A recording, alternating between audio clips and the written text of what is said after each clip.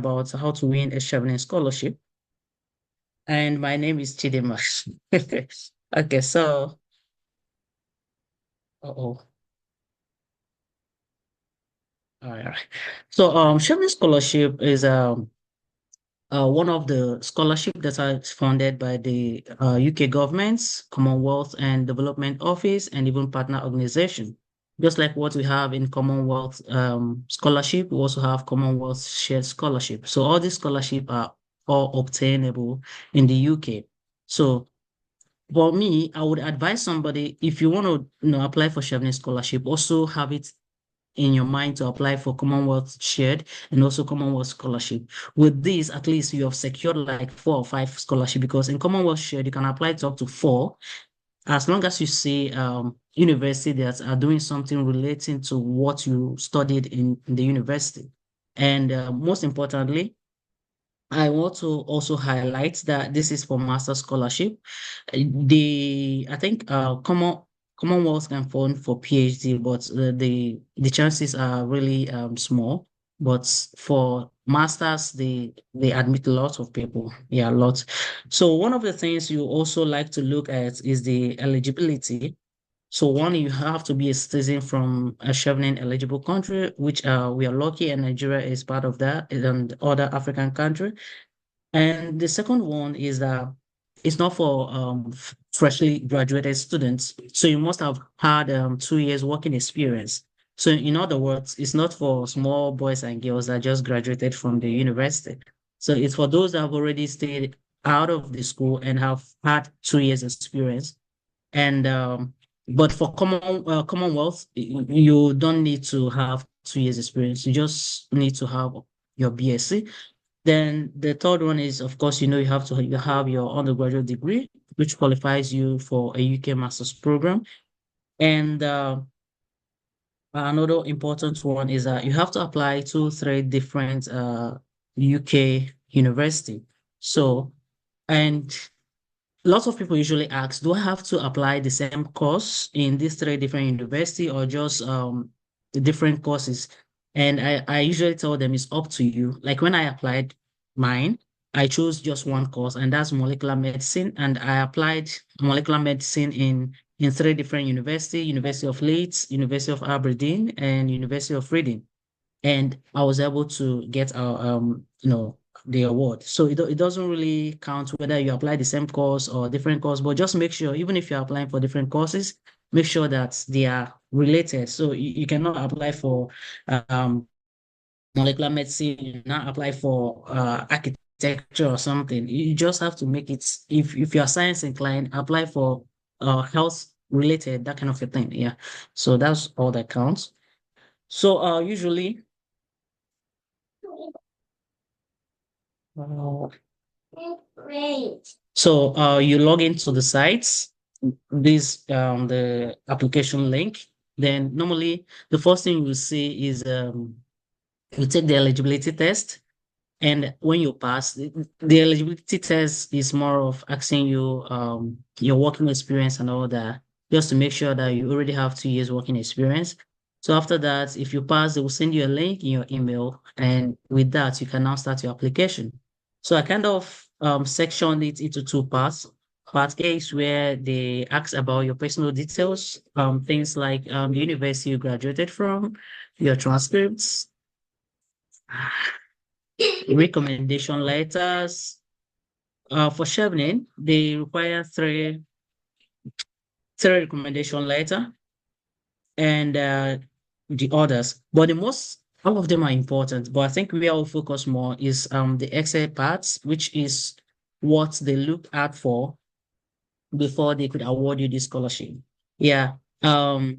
It's a scholarship of excellence, but then I've seen someone with third class that got awarded. So what am I trying to say? You know, they don't actually care per se if you have first class or second class. What they are looking out for is your ability, your leadership ability.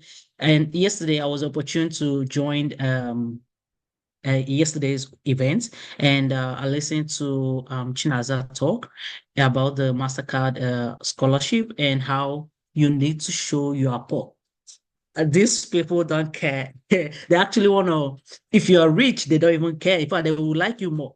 But even if you are poor, what they are interested is your leadership ability, your ability to network, to communicate, to make effective communication. That's what they are looking out for. And as long as, even if you want graduate or class, as long as you're able to secure an admission in a UK university, they're going to fund you. So remember the application, you make it online, but then you have to apply to those schools that you choose individually. So one of the good thing about UK is that majority of their schools application fee, except I think I applied for Oxford then, right? And I was asked to pay Cambridge, which one? No, Cambridge is in US, right? Yeah. So, but lots of them don't. You don't need to pay for application fee. So that's a good thing. So you can apply as many as possible. So we'll start with the first essay, which has to do with leadership and influence. And it's usually 500 words. So they'll ask you to write about leadership and influence. And it's usually good to tell stories. That's what people will tell you. So, and somebody will ask, like, how many stories are we expected to tell? In my own, in my opinion, I think two is okay, but if you have lots of them, and and you know that they are they can sell you kind of maybe basic three because we are talking about 500 words. And I also usually advise people to write as much as you can and start to trim it, remove those ones that are not relevant in the talk or in the whatever you're doing. So my method about this method, everybody knows about this. It's all to construct its need so that you don't have to go off track a lot. So, to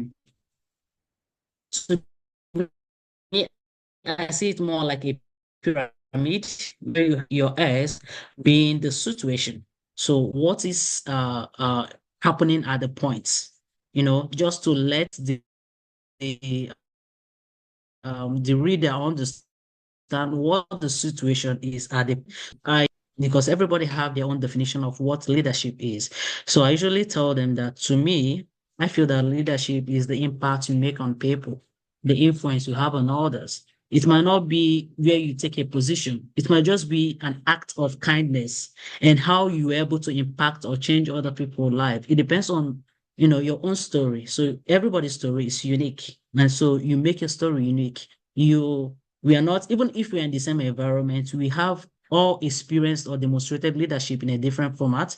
Some people, okay, for instance, here, when you talk about the situation, you can give a story that happened maybe when you are on the undergraduate. Maybe there's this course you know very well, and you took the course and you pass it, but then you find out that many people are failing this course. Like I know then in my undergrad, you have this zoology course that a lot of people are failing. So, and I know that during that period again, when I passed the course, I had the opportunity to teach the course to some of my friends, and this helped a lot of them to pass. So you could even mention that because it's a leadership quality, because the situation is that people are failing this course.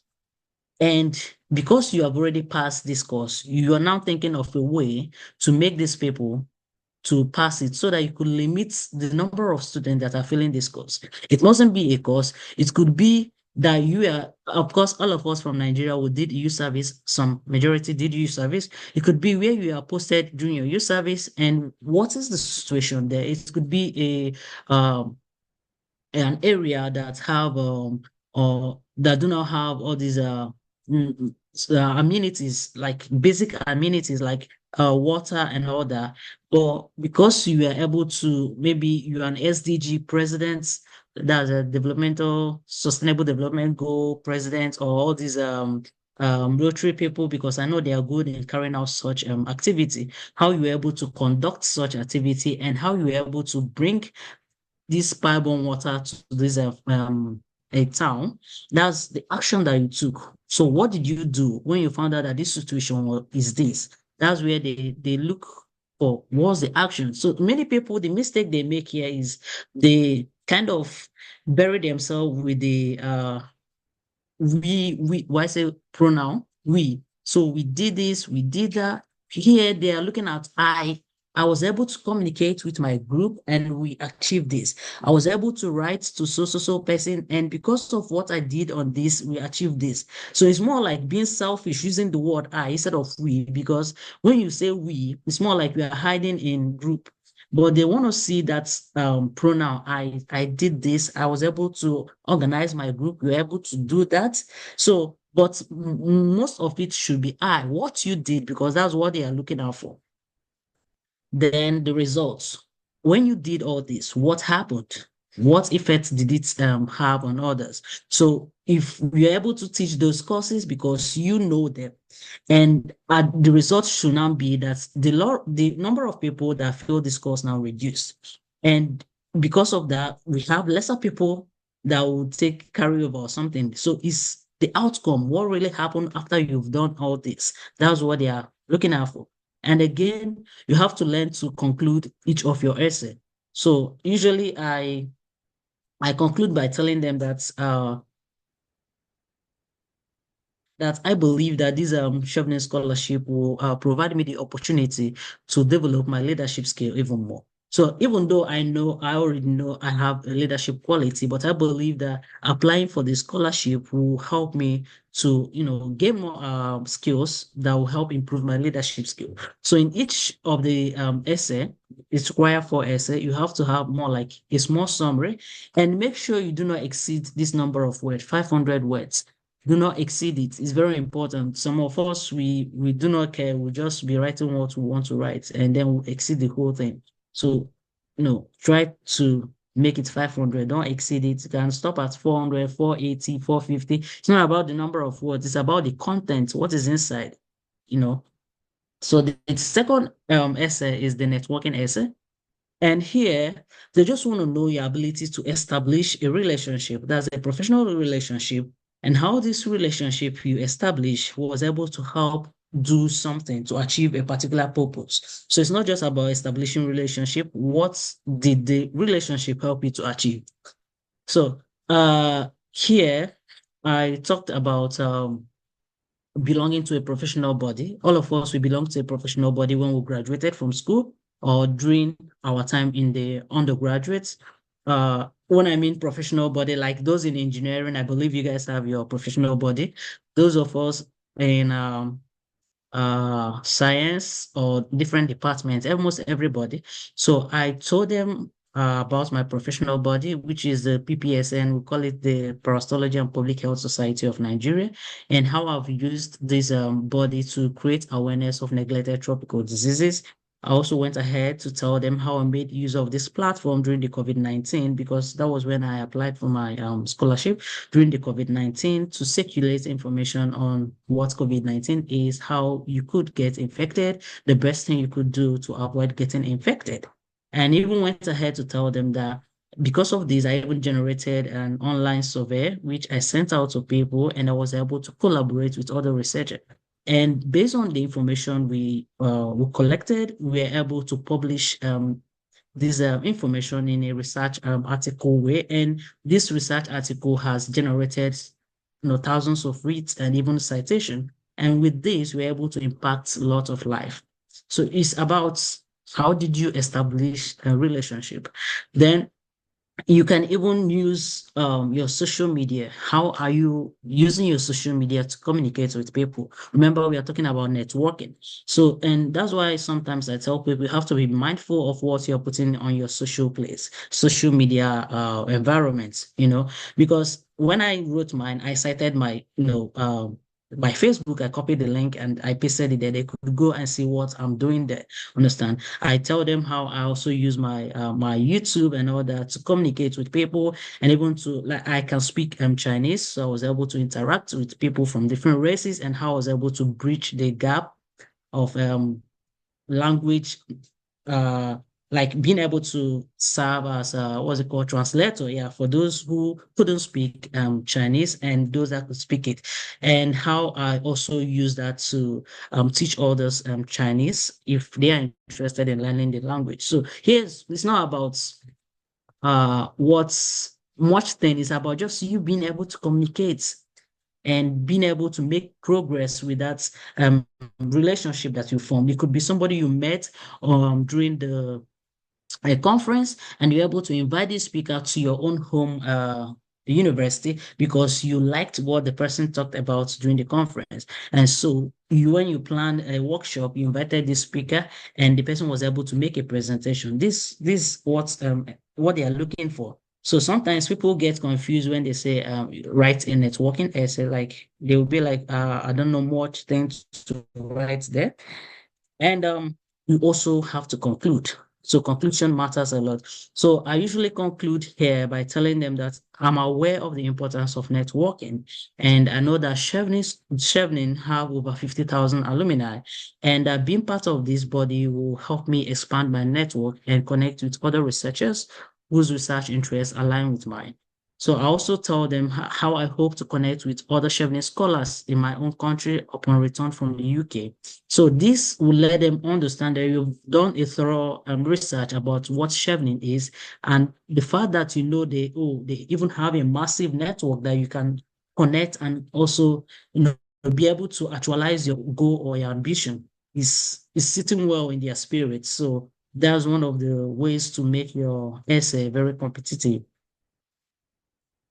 So the next one is career plan, which they take very important. Someone without a career plan will go anywhere without going to the particular place is meant to achieve that goal. So they want to see what intention do you have with your life?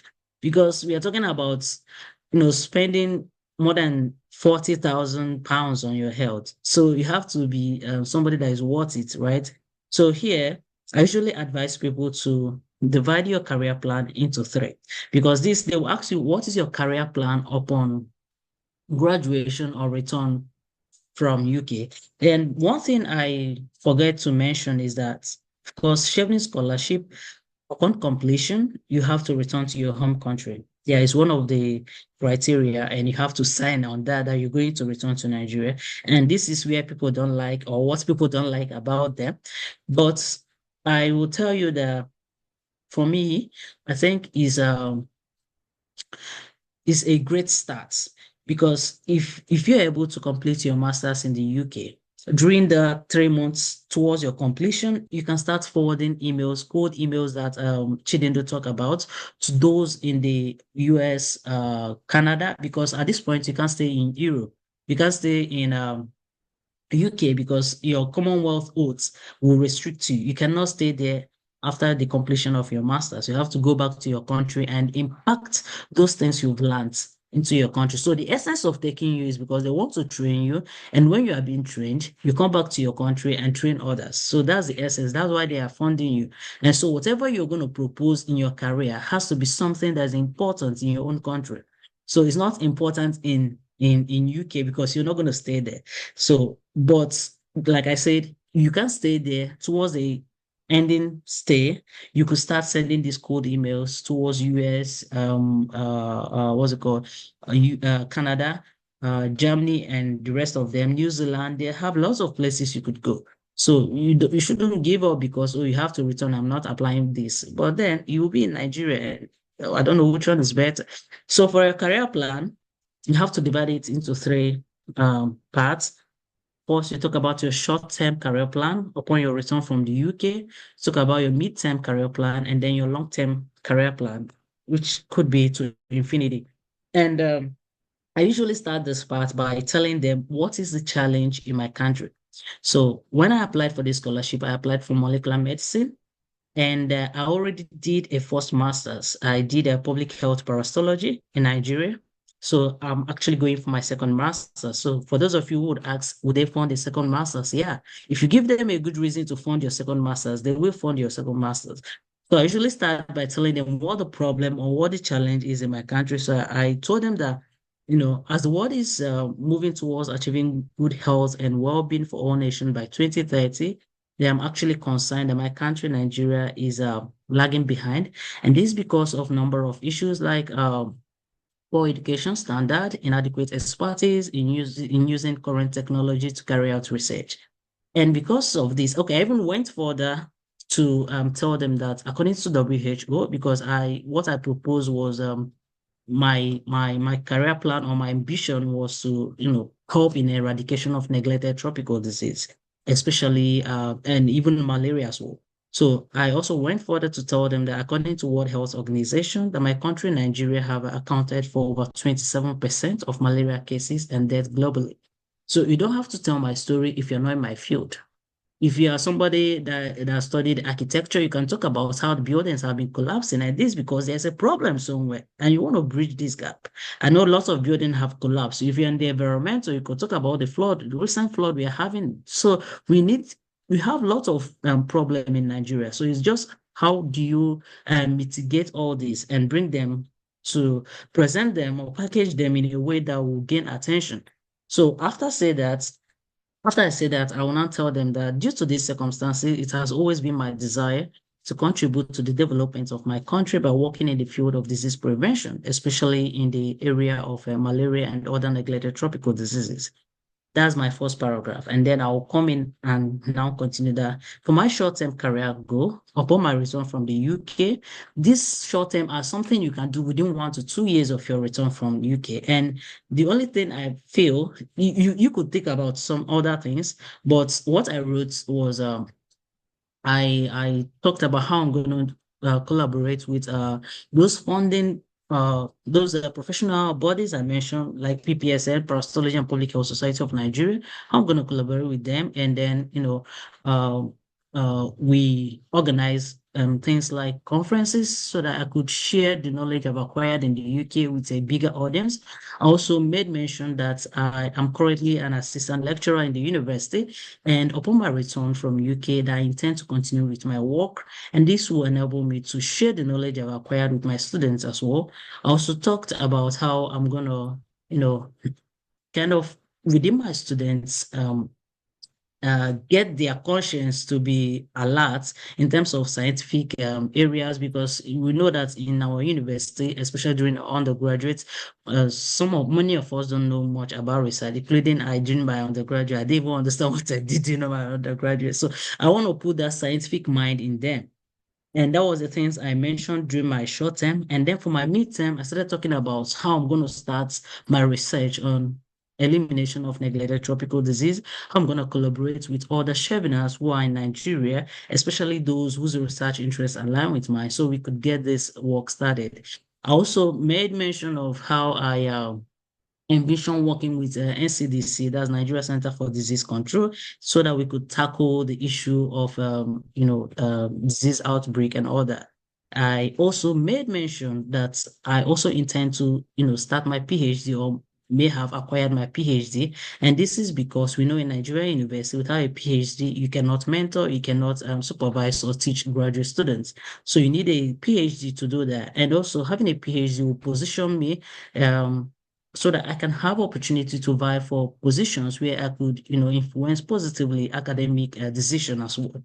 So for my long-term goal, this is where you talk about anything you think is possible in this life. So I told them I intend to establish an NGO focusing on neglected tropical disease. So you have to maintain your story so that they could see the flow. And this person know where he's going, that you have the ambition, but you just don't have maybe a solid ground to start with. So I told them how I want to establish an NGO that is focused on neglected tropical disease. I also told them the long run position in the legislative or even executive positions, positions in my country. I think I made mention of a lot of things. There are things, what you can say there, I'll put here again by telling them I'm aware that my career objectives are quite ambitious, but with the help of the Chevening scholars in my country and around the world, and even the network I will establish while studying in the UK, I'm confident that I will achieve my goals. And that leads us to the fourth essay, which is studying in the UK. And here, if you look at my triangle, you could see that it's an inverted triangle. And what I've seen most people do here, like the essays I've helped people to review, they will just talk about the school they applied to and the courses, what they're applying to that courses, and then they conclude. I don't think it's a wise decision. I know one of my friend, a very stubborn friend of mine, that kept doing this, and this is the third time he's applying for this Chevening. And I'm telling him, I think this is what they don't like about this, your essence. UK, like I told you, this Chevening Scholarship is funded by the UK government. They want to know, what do you think about the UK as a country or whatever. So I think the best approach here is talking about the country itself and not just the study. Why do you want to come to the UK? And one of the points, there are lots of reasons you could choose, but one of the or points that I highlighted is one, you could talk about their superior academic system. If you go to the ranking bodies, you could see that there are UK universities, they're even top 10 and all that. You could also talk about the fact that they are English speaking. And so you do not even need to learn a new language like my friend Jude, that I went to learn Spanish and all that. And you can even talk about their diverse culture, where you could explore this different culture and, you get to learn one or two things. And again, the Chevening Scholarship, you want to be a scholar, a Chevening scholar. And being Chevening scholar can only be done in the UK. And this is why you're applying to UK. So for some of you that love football, where you want to see your, how do you call it, the goods or something, I don't know. So you could say that you want to watch this football in real life and be able to see those people, because these what things that they want to know, that it's not about academic. This just things, normal things that is achievable. Some people go there because they have good weather, like some of us are in Canada here that code wants to kill on the other. So you could highlight those points in your first paragraph. And then the second paragraph, you start talking about the school or the university that you chose. So usually you talk about their ranking in UK and their ranking in the world. Then if you want to be unique, you talk about the research that is going on in that school. You even go as far as mentioning some professors and what they are doing and why you're applying to that school, and hoping that you will get attached to this professor because you've read what this professor is doing or what he or she has done in her field. And you think that if you could learn this skill, you could apply it to your country and be able to solve so problem. Then you also talk about the course that you applied and how it's going to help you to solve the problem in Nigeria, especially make mention of some courses. Like I'm going to do one of the courses I'm going to take is genetics. In genetics, I'll be able to learn how to use next generation sequencing machine. I'll be able to use learn to use flow cytometry, how to do ELISA. And all these are the skills that are lacking in my country because we do not have much expertise in this area. So you have to make your essay to align and be able to show that you're going to use the knowledge you gain from your master's study to solve a problem in your country. That's the main thing they are looking out for. And then you conclude again. So I know I didn't stick to the time, I'm sorry. So thank you all for listening, and I'll be happy to answer your question if you have any. Wow, Chidimma, thank you so much. Thank you so much. I like the fact that you really took your time to talk about the essays in details. Thank you very much. So, guys, please, if you have questions, at least I think someone is, let me see. Okay, and you can also drop your questions in the group chat. Yeah, Or I'll also share the slide in the group when I'm okay, done. Yeah. okay. Yeah, so Chidimma is also in the group chat. So if you have questions, you can also ask her in the group chat. And then our time is fast spent. Jude is a family man, and I told him I told him he will start 15 minutes ago. So please, since nobody is indicating any also nobody is raising his or her hands up for questions, I think we'll just have Jude come on board and speak immediately. Then you can drop your questions in the WhatsApp group chat. Chidima will I attend think to it. Daniel have a question. Maybe we should just give one Okay. person. Okay, Daniel, you can unmute yourself. You can, yeah. Daniel, we can hear you. Hello, good evening. Yeah. Yeah, Hi, good good evening. evening, Can Daniel. you hear me? Yes, Yeah. now. Yeah, thank you so much for this great opportunity. I'm so glad it actually came at the right time because I've been trying to apply for all these scholarships, Erasmus, Chevening, Mastercard. So when I saw this, I was so glad. So my question, Ma, is in regards to Chevening. I graduated 2022, on the when I heard that it's not for boys, so I wanted to know, am I qualified? Do I've worked? I worked like 1 year before going for my NYSC. So I worked in a Mm. seminary school. So I don't know if I'm qualified already or Yeah, not. so Then that's my first question. Then okay. my second question is, do they take BSc, HND, or they have the same dichotomy like we are seeing in Nigeria? So that's my second question. Because I'm an HND graduate. So I want to know. Thank you, man. You're welcome, Daniel. So let's start with the first one. So the criteria is you have to work up to 2 years or 2000, I think 2,800 hours. So and if you divide 2,800 hours, let's say 8 hours per day, and then five times per week, right? So if he's able to give you that amount of time, 2,800 hours, then you're qualified.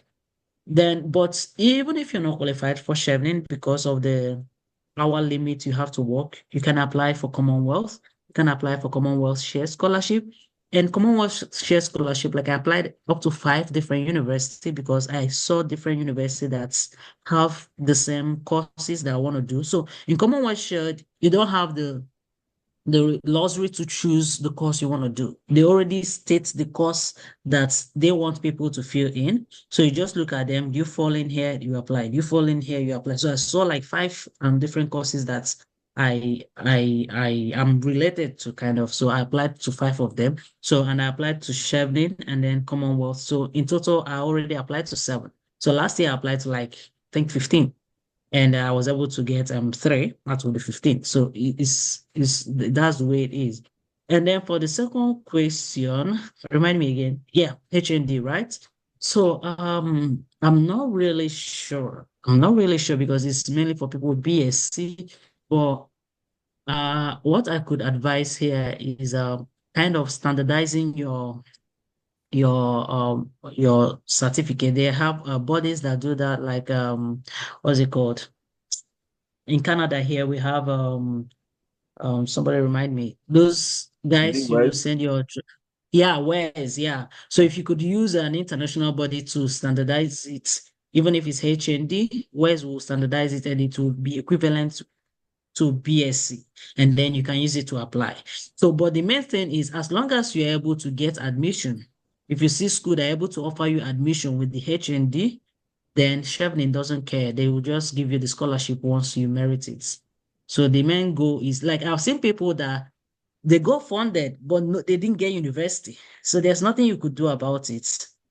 So they will just give you maybe 1 month to try and get the school to accept you. And if you didn't get any school to accept you, they're gonna drop you on the list and then offer it to the next person. Yeah. So getting admission to school is very important. Yeah.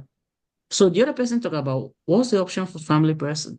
Yeah, for Commonwealth, they considered family person. They even pay your kids if you're a single parent. Yeah. But for Chevening, they don't have that in mind.